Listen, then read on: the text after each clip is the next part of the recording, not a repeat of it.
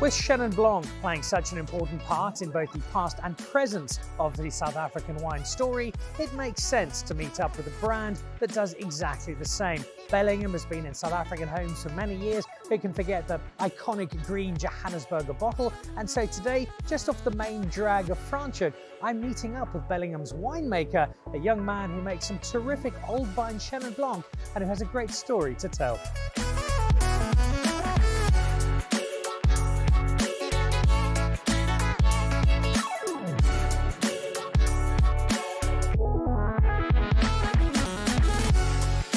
So there are many great ways to start a day, and on a cool, slightly wet morning in Franschhoek, a breakfast of Chenin Blanc sounds like a great way to get things going, particularly when in the company of somebody who makes such excellent Chenin amongst the terrific wine he's been making for some time. Richard Duckitt, good morning. Morning, Dan. I think it's a great way to start the day and a great way to celebrate a couple of things. To celebrate this Chenin that we're going to be drinking and talking about in a moment, but also to celebrate your wine career, because you've had a great career for somebody who's still very young. You've done a lot of stuff around the world. You've made wine in different parts of the world. You now find yourself here at Bellingham. Go back to the start of that and tell us how a kid from Darling found his way into the wine industry. Oh, wow. Okay, that's actually quite a long story. I've been fermenting things since I was in primary school, just sort of playing around. You know, at least my dad's a very hands-on kind of guy. He had some great ideas, and we were fermenting from apples to guavas to oranges to whatever we had growing in the garden at that time. We used to ferment. So the distilling career started when we sort of went to high school, sort of standard 6, standard 7. Around that time, I started distilling the fermented products. Of course, I wasn't allowed to drink much of it. But yeah, we were distilling. My brother and I were distilling for many years. Actually, it actually started. We had a small glass still. It used to be an old pressure cooker, but a little glass pressure cooker that we put some of our fermented product in, and we were distilling it on the gas stove in the kitchen. So during that time, actually, I assume it must be from the flame with the heat that it literally exploded on the gas stove, and there was. So if you can just imagine this sort of cloud of flame throughout the kitchen, it was huge. So anyway, that was the first scare of that. My dad came running with a fire extinguisher, but we got, at least the house didn't burn down. So yeah, we got that sorted. And from there, then it became a little bit more official. We started doing things properly, and yeah, and then I sort of, at least from that time already, I knew I was going to go into the wine industry and I was going to be a winemaker. And yeah, because it is sort of to do with agriculture and farming, I grew up on a farm and I love the outdoors and I love farming. And this was sort of that, but also combined with making things. And you know, it's different every year with different vintages. And I just love that. I love tastes, I love flavors, I love food. Probably too much, but yeah. I'm just getting this vision of the exploding stove and thinking of, well, if MacGyver had become a winemaker, this was kind of how he probably would have started. You did become a winemaker, and you've spent time in different parts of the world. What was it like learning the trade, experiencing both winemaking and life in general in places like France and California? Brilliant. At least California, if you could, yeah. Well, the Californian industry is bigger and better, if you can imagine, but even they can learn a lot from us, if that makes sense too. So, but it was great being there, just you know, experiencing the different culture, the way they do things. At least when making wine is pretty much the same wherever you go, but their climate differs, the vineyards differ, and a few subtle things differ. And it was interesting seeing that and tasting, you know, the different regions there. I really learned a lot. France, exactly the same thing, you know, very traditional, which was good. You know, the wine industry has those two sort of extremes from the traditional up until the new world, the modern sort of side of things. And I thoroughly enjoyed that. I thought it was brilliant. Struggled with the language a bit, but yeah, apart from that, it was an absolutely wonderful and great experience. I really did learn a lot. And it's that learning, that experience that you were then able to bring back to South Africa. And you would have needed it, because becoming the custodian of a brand like Bellingham, which is so established, it is a constant in the lives of so many people in South Africa. I still remember my parents drinking the Johannesburger in that classic, that famous, iconic South African bottle. How much did it feel like this is such a wonderful opportunity, and how much did it feel like this is a little bit daunting? I've got to make the wine at Bellingham. Yeah, you know, Bellingham's one of those brands that I think most young winemakers would want to work at, because it's really got access to, you know, some of the most amazing vineyards, and at least winery equipment wise, it's actually quite an honor for me to work at Bellingham. And I was striving towards this for many years, you know, at least, you know, leading up to it. So yeah, Bellingham's got a long history, very proud history, a very innovative brand, a lot of firsts within the wine industry. So for me, then coming in, yeah, it's been absolutely great. You know, huge shoes to fill, of course, but I think we're doing an okay job of that, and I think we've got a lot, at least still a long way still to go, and at least, which is very interesting because we can really take the brand, I suppose, to new heights and to different levels. And so yeah, I look forward to that. It is, yeah, it does make me a little bit nervous, but I really look forward to the whole future of that and actually being able to take it to the next level. So yeah, that's the exciting part. It's a really important brand in the South African wine story, and Chenin Blanc is a very important grape in the South African wine story. So there is a lovely juxtaposition there. Talk to me about Chenin Blanc, what it means to you as a grape, and what it means to you as a winemaker. Well, Chenin Blanc's my favorite grape varietal, without a doubt, and specifically because, you know, South Africa's got a long history with Chenin Blanc. We've got very old vine Chenin Blancs, and that for me is the most important part about Chenin. I think Chenin Blanc is incredibly well suited to our climate and to our different soil types and environments. So we've got really good Chenin, and on top of that, we've got really old vineyards, which really allows us to make these absolutely amazing wines, at least coming from South African, at least side of Chenins, if you know what I mean. So yeah, I love Chenin, and particularly for that reason, I think our Chenins are very special. Now, when you were growing up and blowing up your kitchen at home, Chenin Blanc was in a space where it didn't really have a great deal of esteem. It was not a celebrated wine. It was generally a cheap workhorse of the wine industry. It's a very, very different story today. And we now have a grape that winemakers like yourself are able to really, really celebrate as a premium category. No, for sure. At least from back then, and as you say, at least we've always had a lot of Chenin, you know, coming out of South Africa, but it's only recently, you know, some of the young winemakers have made it, at least turned it back into this really sexy premium, at least grape varietal, and that's where Chenin really should be. It's got so much potential. So, yeah, for sure. Now, the old vine you've mentioned, this is an old vine Chenin we're going to be drinking at the moment. For people who don't know a huge amount about wine, old grape, why would we use old vines? Let's get new ones. They're going to be fresh, they're going to be better. And yet, of course, it's exactly the opposite. Explain in very simple terms what that magic of an old vine is for Chenin Blanc in particular. Okay, yeah. So with the old vineyards, you get a natural smaller crop yield. So that means the grapes are just much more concentrated. So with this vineyard, we average about between 4 to 6 tons a hectare, which is about half of what you would actually achieve from a younger vineyard. Okay, and with that, you get a lot of concentration in the grape, at least quite powerful wines. But it's the wines just have more depth, they have more concentration, they have more flavor, just richer and more powerful, I suppose, but still you're maintaining a freshness and an elegance behind the wine. So this particular vineyard is in Cape Town, and I think that combined with the cool climate, the sea breezes, the granite/shale swirls that the vineyard's planted on, together with the old vineyards, is really what shapes this wine. And that's an important point to make in terms of that terroir. This is Durbanville in particular, if I'm not mistaken. Mm-hmm. And so you've gone and you found something specifically, although this morning we're sitting here in the Bernard Room in Franschhoek, you've gone and found this exact site that you feel is going to give you something really special.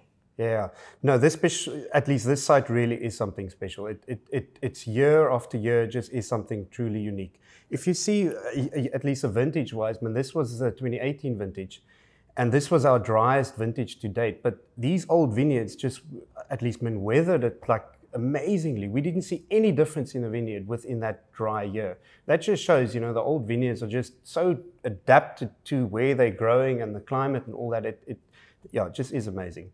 So Bellingham produced the first, at least one of the first old vine Chenins actually. So our first dates back to 2007.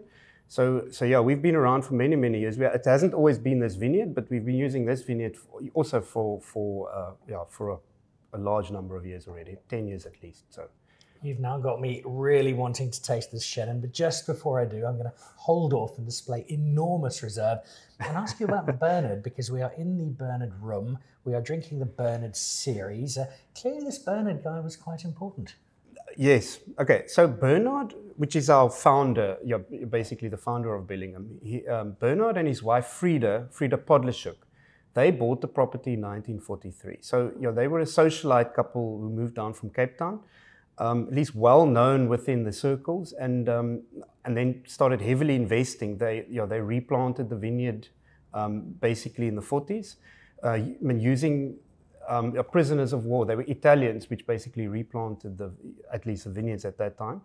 They back then they didn't know much about making wine, so they basically put their car on a ship in the harbor. They drove it out to Table Bay, put it on a ship, and then from there they shipped their car over to the south of France.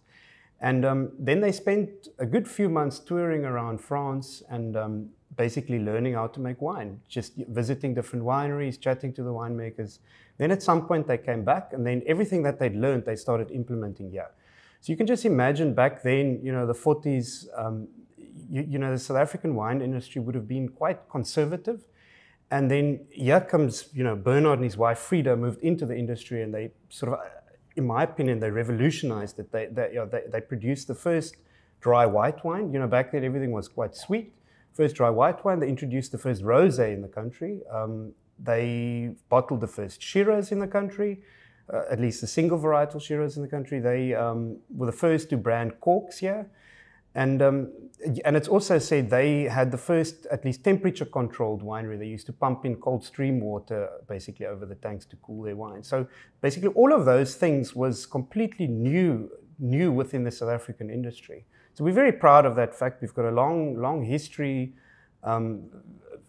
We're very proud of the heritage, and Bernard, of course. So that's also why we use his name on the front label. I mean, if he didn't do all those things, we probably wouldn't have put him on the bottle. But he deserves that at least that credit, and he started it all. So yeah. All right. Well, let's have a toast to a wine revolutionary, and have a toast with a wine I suspect you'd be rather proud to be honoured by. Cheers. Cheers. This is the Old Vine Chenin, which I'm really looking forward to. As I have my first sip, talk me through this wine and why, for you as a winemaker, it really speaks to the wonders of Chenin Blanc. Okay.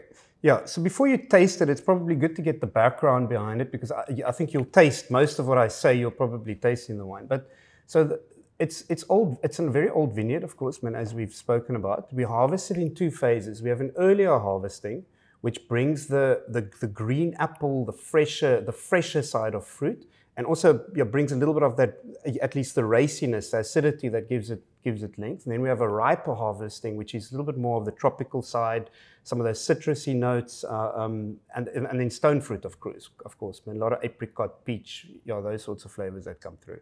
So those are the two different harvestings. We also make it as naturally as possible. We don't use any yeast. It's completely natural fermented. And we also ferment it in different fermentation vessels. So we have a component that ferments in amphora. We have components in a concrete tank. We have some foudre, which are large barrels. And then we have some small barrels, which are 300-liter barrels. So basically, it's a blend of those different, the different fermentation vessels. And then there's about 30% new oak, which are 300-liter new oak barrels. It basically forms a part of that. It's a little bit more complicated than you might imagine, this winemaking business. Yeah, for sure. Yeah, we age it for 9 months. At least we start racking the barrels and the foudre and the amphoras at least after 9 months. But up until the 9-month period, we batonnage regularly. So you find some of those creamy notes, the richness, that also comes with that. Oh. So. You know what, Richard? You've sold me on this glass. So here we go. 9 o'clock in the morning. It's a great time for drinking Chenin.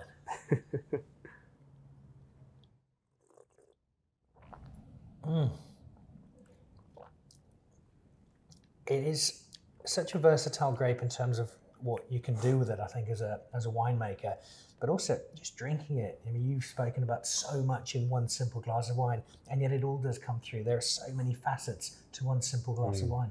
Yeah, for sure. What I like particularly about Chenin, you get a natural sweetness. You're not a sugar sweetness. It's a fruit sweetness that just fills and coats the mouth. And I think that's why, especially drinking it at 9 o'clock, you can absolutely drink it, because it's got that fruit sweetness that just rounds and coats the mouth like that. So anyway, it does indeed. It's a glorious finish to it, and it is It is a worthy tribute to Bernard and his legacy. And I'd say it's almost perfect, Mr. Duckitt. There's just one thing missing. And that's a rather nice meal to go with it. Oh, I've got just the place, actually. Le Coin, down the road in Franschhoek. All right, let's Cheers. bottle up our wine, head down the road, and go meet a guy called Darren for something to eat.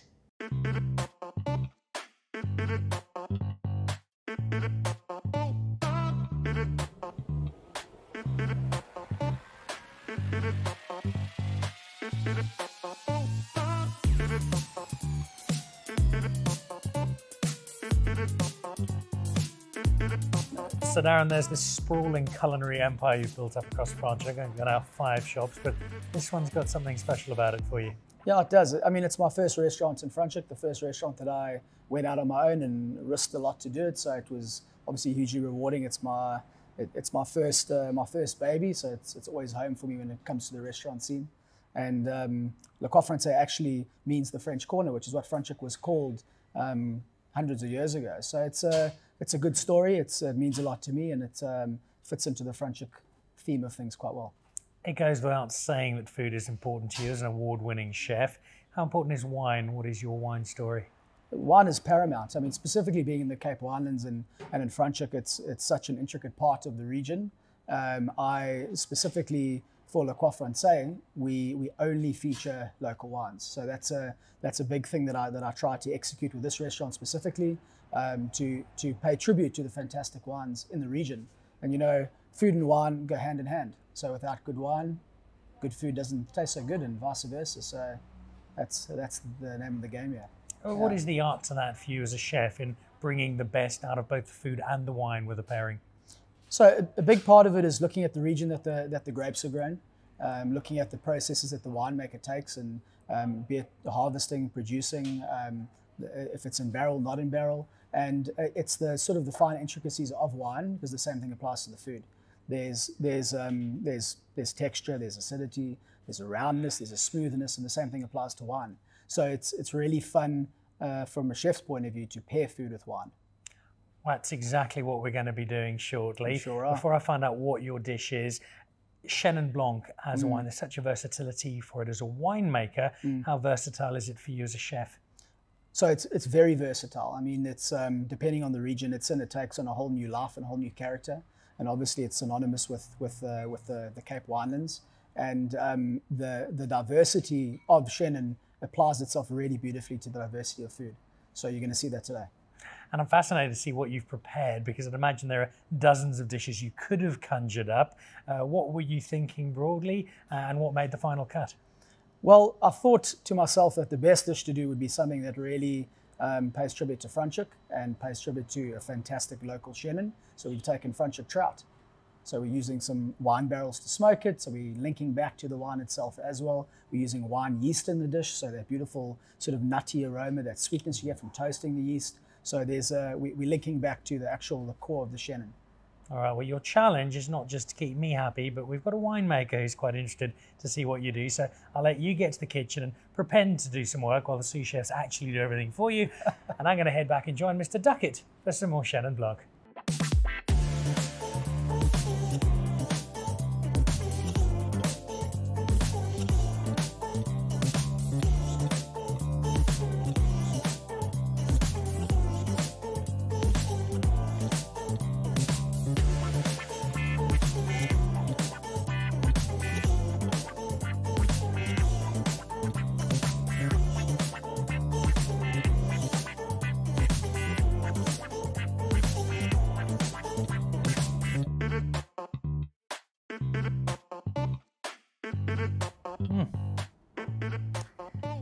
So I had dinner with a good mate of mine from Franschhoek the other night, and I told him we were coming here and that you were going to be supplying something. And he said to me, he doesn't do food, he does art.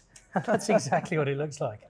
Good. Well, you have to start somewhere, and you know, you eat with your eyes before you eat with your mouth, so why not? Eh? And we've got beautiful Franschhoek trout. So it's not just trout, there's some wonderfully decorative looking additions. What have you got here? So what we do actually is it's a local trout. It's from a not even 2 kilometers up the road, and we actually cure it. So it intensifies the flavor, and we've done it this way specifically to lend to the wine. The wine has got beautiful balance, a beautiful body, and lovely acidity. So we've intensified the flavor of the trout to really stand up to all that beautiful sort of roundness of the wine. And there's a lot going on there, as you can see, but it's done in a way that it's really subtle. So it's to be harmonious with the trout and not to compete. And the same thing applies to the wine. It looks sensational. I suspect it will be sensational. So, We're going to get stuck in and we'll let you get back to work. enjoy. Ciao. Oh, forget what it tastes like. Gee, this looks so good. I have to say, this does look amazing. I look forward to the matching, actually. I'm going to give myself a reminder of the wine before I tuck into it. Yeah, I'm going to join you there. What do you look for when you, as a winemaker, are having food that you want to hopefully bring out the best in your wine? So, it's actually the most important thing is that the flavor and the richness of the food has to match the richness of the wine. So the wine is not supposed to be more powerful than the other, and I think that's why this is so perfect. Is that at least with a little bit of smoking, you do get some of the creaminess and richness, a little bit of smoky, nutty characters, but it's actually being fish. It's actually still quite subtle, and I think that is just perfect for the Chenin. So yeah, I look forward to this. All right, well, let's tuck in because I can't hold back any longer. And cheers. Cheers. Enjoy. Yeah. We should do this more often. Yeah, for sure.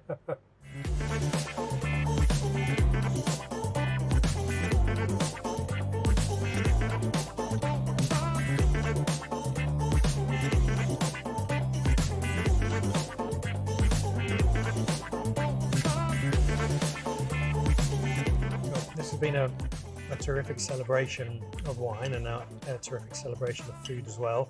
And just another great example of the assorted wonders of Chenin Blanc and what you can do with it and how you can play around with it both as a winemaker and in partnership with it as a chef. Before we demolish this and then insist it wasn't good enough and order 5 more, the journey of Chenin going forward for you, Richard, as a winemaker, for Bellingham as a brand, where do you see it going? What would you like to see happen to the Chenin story in the next 5-10 years? Oh, yeah, Chenin's got so much going for it. Yeah, so coming from the Bellingham perspective, we've got 2 ranges. We've got the Homestead and then also the Bernard series. But the future of Chenin for us is very bright. If you look at from a South African perspective, it's becoming, at least growing more and more, and people are recognizing it more and more. So yeah, I'm very, at least, proud of Chenin, but I'm very, at least the future of Chenin is very bright. So yeah, I'm looking forward to that actually. And when you match it with food like this, I mean, what's not to like? Well, like it's all the more bright because it is a grape, a wine that is in the hands of such passionate people like yourself. And as people who drink the wine, we're the ones who really win for that. And when you add in some great food as we've had tonight, it just makes for such a complete celebration. So thank you. It's been lovely hanging out with you. Lovely hearing your story. I'm not sure I'll come around to your house because the kitchen might explode, but I'll definitely look forward to more time in your cellar and more time drinking Chenin Blanc. Yeah. Cheers. Thank you. Cheers.